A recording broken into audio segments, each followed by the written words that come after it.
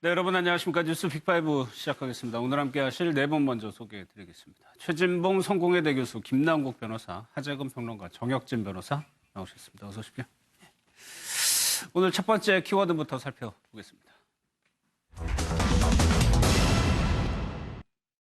박종철 의원은 저 이제 뒷자리에 누워 있었고 의장님하고 대화를 하고 있는 도중에 갑자기 일어나서 저한테 주먹을 날렸어요. 뭐 얼굴을 정통으로 맞았어요. 제가 미행간부터 몸이 좀 안 좋아가지고 속도 안 좋고 그래서 이렇게 누워있었거든. 근데 뭐 시끄러 지나갔는데 난 그것도 몰랐어 사실은. 소리가 났단 말이지. 퍽 소리가. 이렇게 멍하게 있다가 아 이거 보여 아니라. 그래서 니 왜 그렇게하노? 말렸지. 난 단순하게 그냥 그런 줄 알았는데. 죄송합니다. 정말로 죄송합니다. 이제 뭐 나만 당할 순 없고 뭐 다른 게 더 있다 이런 말씀을 좀 하신 걸로 알고 있는데 혹시 그런 내용이 있어요? 조사에 응하겠습니다. 충실하게.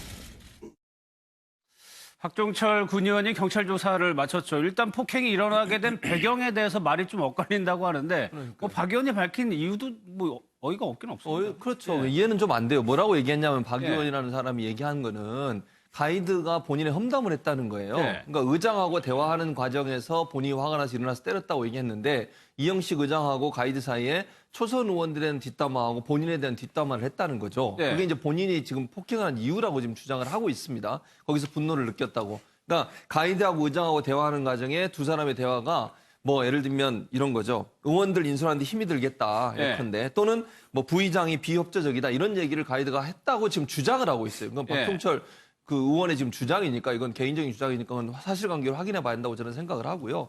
그렇다 하더라도 뭐 그게 있었다고 가정을 하더라도 폭행을 한 건 잘못된 거죠.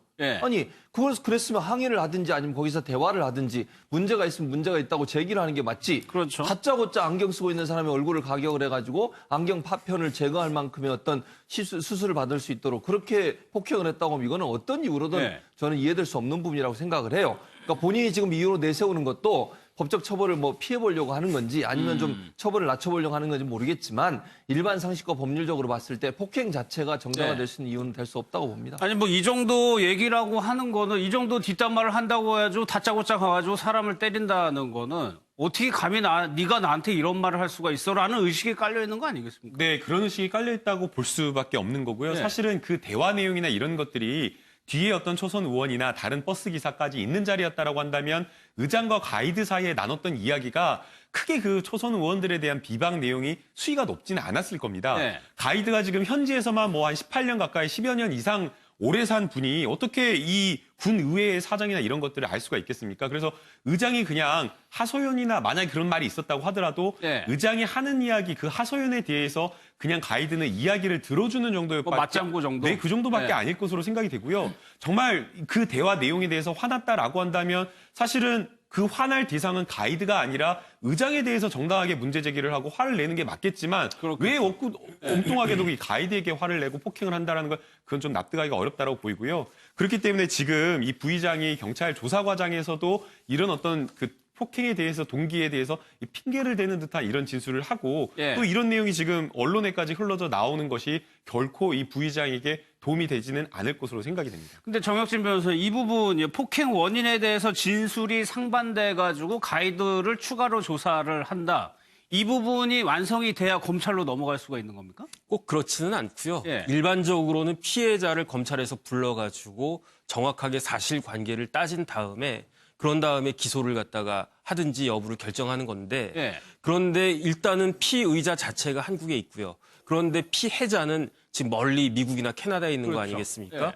그러면 굳이 비싼 비용 들여서까지 여기 한국에 불러오는 거는 현실적으로 어려운 거니까 그런데 동영상이나 여러 가지 진술 같은 것들은 명확하게 있으니까 증거라고 하는 것이 꼭 피해자의 진술뿐만 아니고 같이 옆에 있었던 동료 의원들이 이야기한 것, 공무원이 이야기한 것도 충분히 그 증거가 될 수 있는 거기 때문에 기소한 데는 특별한 문제가 없을 걸로 판단이 돼요. 뭐 차량에도 뭐 벌써 사람들이 타 있는 거를 뭐 저희가 봤으니까. 그런데 이게 말이 계속 달라지는 게 하재근 합의금 관련해서도 가이드하고 이 박 의원하고 의견이 완전히 달라요. 어떤 네, 이제 합의금 관련해서 처음에 가이드 분은 그 박종철 의원이 합의를 위한 노력을 안 했다. 그 합의금도 동료 의원들이 출연해서 나한테 건네준 것이었다. 예. 그리고 박종철 의원은 사과도 하지 않았고 이 합의서를 받자마자 상당히 고압적인 태도로 나한테 대했다. 그렇게 이제 가이드분의 주장인데 지금 박종철 의원 측에서는 아니다. 내가 합의를 위해서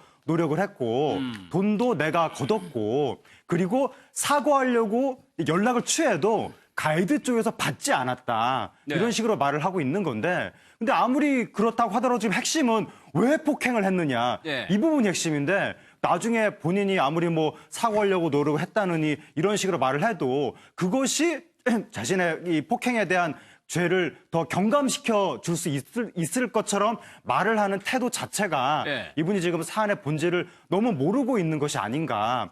그리고 이분의 주장에 따르더라도 네.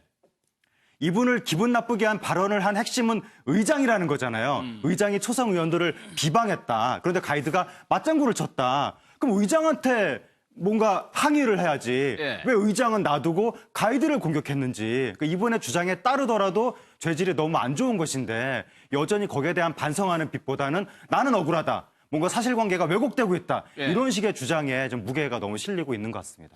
그러니까 이런 부분에 대해서 본인이 억울한 측면이 있었을까?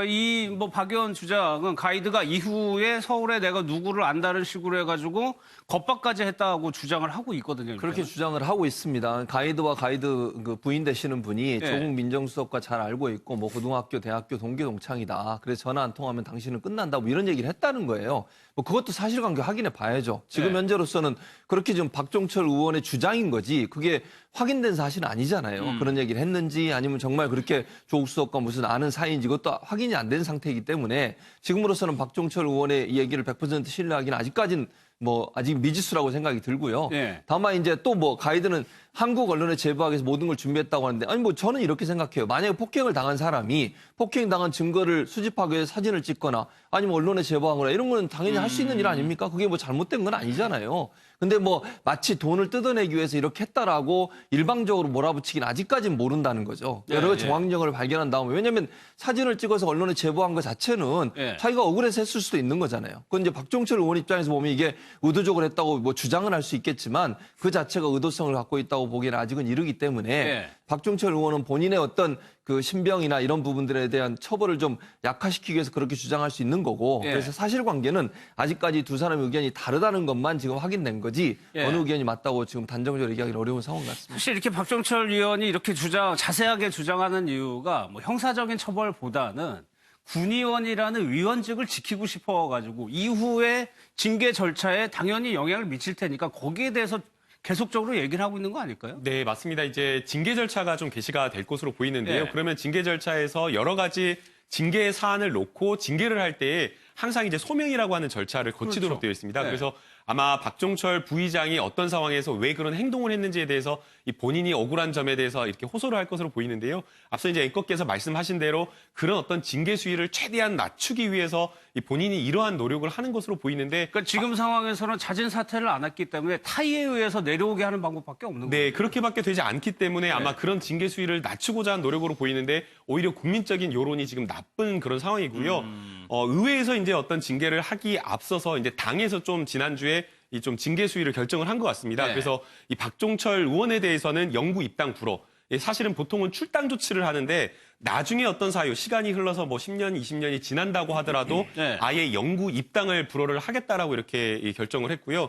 그다음에 이제 이영석 의회 의장 같은 경우에는 사실은 의장이 의장단으로서 같이 이제 의원들을 함께 이제 동행해서 이끌고 간 그런 측면이 있기 때문에 일정 부분 여기에 대해서 책임을 져야 된다라고 하면서 이 당원권 정지를 했고 이 논란이 되는 것은 연수 동행을 한 나머지 군 의원에 대한 이 징계 조치입니다. 여기에 대해서는 사실상 경고 조치만 해가지고 아무런 징계를 받지 않았는데 지금 이번에 논란이 된 연수에서 폭행이 문제가 되기도 했지만 또 국민들의 공분을 산 것이 많은 그 세금을 들여가지고 국민들의 세금을 들여가지고 외유성 해외 출장, 여행을 갔다라는 그런 어떤 비판을 받고 있는 상황에서 네. 경고 조치로 다른 의원들에 대해서 경고 조치로 끝나는 거 여기에 대해서 또 비판을 할 수밖에 없는 것 같습니다. 이게 정혁진 변호사께서는 어떻게 보세요? 이 5명이요. 같이 갔다는 5명. 나머지 구의원들은 갔다가 오고 한 사람도 있을 텐데 네네. 그 사람들과 형평성도 맞춰야 될 테고 네네. 좀 어려운 문제라는 생각도 들거든요. 일단은 경고 조치 중에서 그 중에 한 명은 또 무리를 일으키지 않았습니까? 네. 무슨 접대부 발언해가지고 무소속 아니었나요?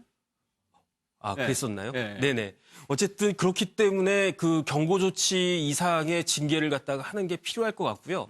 그 지방자치법에 보면 88조에 네. 제명이 있습니다. 그래서 네. 제명을 당하게 되면은 의원직을 상실하게 되는 거니까 제가 봤을 때는 제명될 가능성이 굉장히 높은데 그렇다라고 한다면 박종철 의원은 미리 그 전에 사직하는 것이 그게 더 현명한 일이 아닐까 하는 생각이 들고 예. 무엇보다도 제가 봤을 때 아까도 계속 이야기가 나왔지만 박종철 의원하고 그 가이드하고 이야기가 지금 계속 엇갈리고 있단 말이에요. 예. 근데 박종철 의원이 뭐라고 이야기했냐면은 가이드가 이제 너는 이제 죽었다. 너 한국에 다 갔다. 예. 너 이제 나는 이제 가이드 안 해도 된다. 이렇게 이야기를 했다라고 하는데 그런데 그 이후에 벌어진 정황을 갖다가 보면 막상 경찰이 왔을 때는 박 의원을 연행하지 못하도록 그랬죠. 예. 여러 가지 애쓴 정황이 있단 말이에요. 그러니까 말이 앞뒤가 안 맞는 거죠. 그렇다라고 했을 때 그럼 누구 말을 믿을 것이냐? 저 같으면 가이드 말만 믿을 거거든요. 그렇게 되면은 오히려 박종철 의원이 스스로를 변명하고 있는 것이 형사적으로도 그렇고 징계에 예, 있어서도 예. 그렇고 더 거짓말로 불리하게 작용하지 않을까 저는 그 생각이 듭니다. 그러네요. 버스 기사는 경찰을 좀 저기 했었는데 가이드가 말렸다고 했었으니까. 근데 하재근 의원님 혹시 이분들이 일을 혹시나 열심히 하던 의원들은 아니었을까 해가지고 한 언론사에서 봤는데 조례를 발의한 건이 한 건밖에 없다면서요? 예, 뭐 조례를 발의한 건이 뭐 이 한 건밖에 없고 그리고 그러니까 사실상 거의 없다는 거죠. 그러네요. 그러니까 이 기초의원으로서 할 일을 방기한 상태에서 해외 뭐 연수라는 명목으로 외유만 간 것이 아니냐. 당연히 또 공분이 나타나고 있는 거고. 예. 그다음에 이분들이 그 이 외국 연수 마친 의원들의 경우에 규정에 따르면 귀국해서 15일 이내에 보고서를 작성하도록 예. 당연히 국민 세금으로 연수를 갔다 왔으니까 이런 거 뭐 이렇게 시찰하고 왔다 보고서 써야 되는 거잖아요. 어제가 기한이었는데 한 건도 보고서가 제출이 안 됐다는 겁니다. 그래서 어떻게 이렇게 국민들의 공분이 쏟아지고 있는데, 그러니까 요번에 크게 논란이 일어나서 그것 때문에 보고서를 못 쓴 것 같다. 이런 식으로 지금 해명이 나오고 있다고 하는데 예. 사실은 오히려 이렇게 논란이 일어났기 때문에 우린 지금 해외 나가서 이렇게 많은 것을 배워왔다라고 제대로 본 더 거다. 보고서를 예. 써야 되는 상황인데 보고서를 안 썼다는 것이고 또 놀라운 것이 또 보도에 따르면 의회의 공무원이 예. 보고서를 대필하고 있다. 이렇게 지금 보도가 나와서 그럼 기초의원들이 조례 발의도 안 해.